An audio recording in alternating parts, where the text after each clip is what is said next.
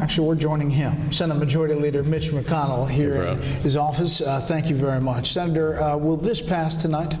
Absolutely. There are a couple of little glitches that Peter correctly identified in his setup piece that will require to go back to the House, but they're very minor adjustments. But just to get into the process, and special report viewers, as you know, sometimes get into the weeds. That's okay. And this is called the Byrd Rule, enables you to have reconciliation, to pass it with 51 votes.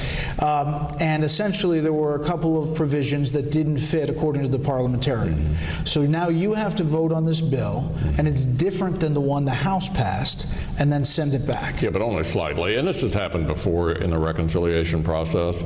It's very complicated and probably boring to your viewers, but we will ultimately fit the parameters. The bill is basically going to pass and go to the president as is. It's a significant middle-class tax relief, contrary to all the Democratic talking points. And equally important, we're going to give American business a chance to compete globally again. We've basically been priced out of the global market, which leads to offshoring of American jobs. The theme behind this bill is to get middle-class tax relief for most people in the middle class, demonstrably the case, as somebody in the setup piece was saying. They'll recognize that when their take-home pay changes next year, and then couple that with making American business more competitive. You know, we've had 8 years in a row of stagnant growth.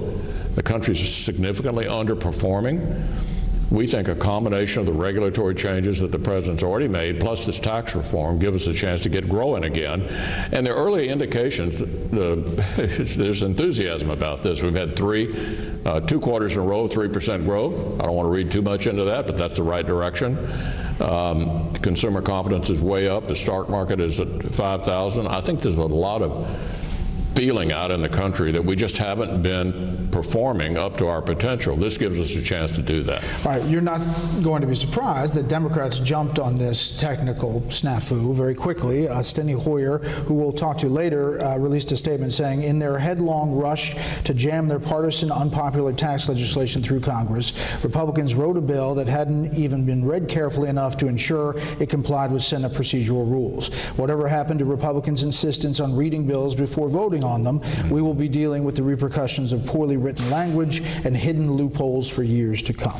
Apparently Obamacare had the same kind of glitch when they used the reconciliation process. I don't think that Steny Hoyer brought that up today. Are you worried about where this goes if the growth does not materialize immediately? Well, you can worry about a lot of things, but what we do know for sure is that the country has not been growing as it should. That's not an argument for the status quo. And I think every Democrat who votes against this, and apparently that's all of them in the House and Senate, are saying, in effect, we're satisfied with where we are. We can live with slow growth.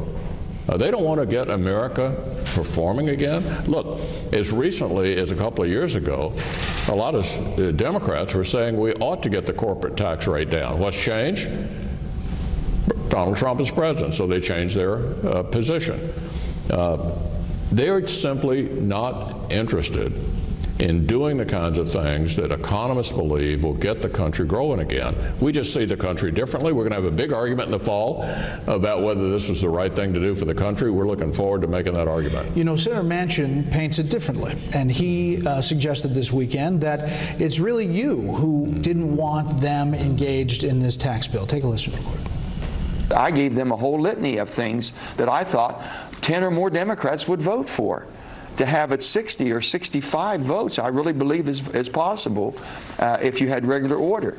Once Mitch McConnell has decided that 51 votes was all he was needed, and they were all going to be Republicans and make it political, that's exactly what happened. Is he right? Well, no, we did follow regular order. Reconciliation is regular order. They used it for Obamacare. Look, all but 3 Democratic senators sent me a letter before August outlining the kind of tax reform that they would support. It had nothing to do with getting the country growing again. So they had every opportunity to participate. They could participate in hearings and committee votes on the floor. We had votes when it cleared the floor the first time. They had plenty of opportunity to participate. You're going to get any Democrats tonight? Any Democratic votes tonight? I wouldn't think so. No, I think they think that they want to have a big debate about this year, and we're happy to have it.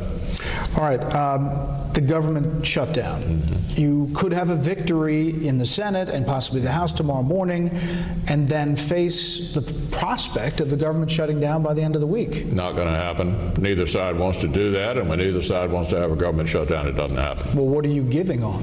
If that's... We'll work it out. We always do. Is DACA on the table? Senator Schumer and I have already discussed this. No, we'll not be doing DACA but, this week.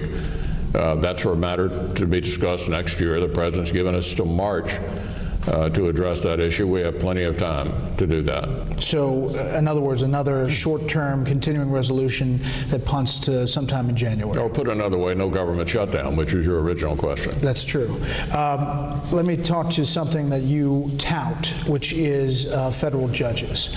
Overlooked often has been the moving of the number of judges. The president now has 12 that have gone through here. In comparison, if you look at the stats, that's a big number in previous presidents. How important is that to you, and what has that process been like? Hugely important. The circuit court system was set up in 1891. We've done 12 circuit judges this year that the president sent up to us. That's a record for the first year of any president since 1891. These are long-standing changes in the federal judiciary that I think will improve it dramatically, and this is on the heels of the Neil Gorsuch confirmation.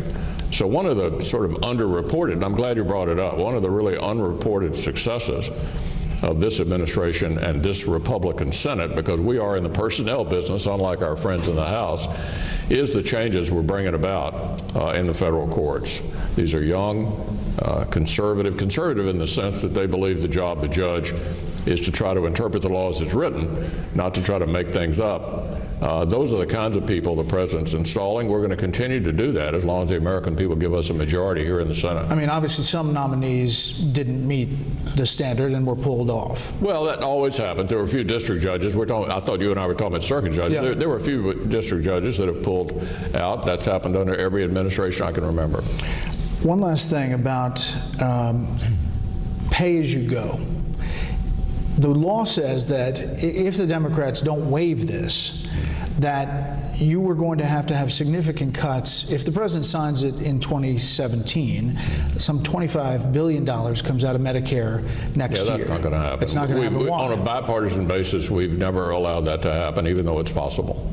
You don't think Democrats will use that as leverage? I don't think either Republicans or Democrats will want to do that. Do you think the president will sign it this year? This tax bill? Absolutely. And you have no doubts it's going to sail through? It's going to pass, and he'll sign it in all likelihood this week. Senator, we appreciate your time. Thank you, Brett. Thanks for having us. Now, the White House is obviously very interested in everything that's going on here. Vice President Pence is overseeing the Senate. He's on standby for that vote. And obviously the president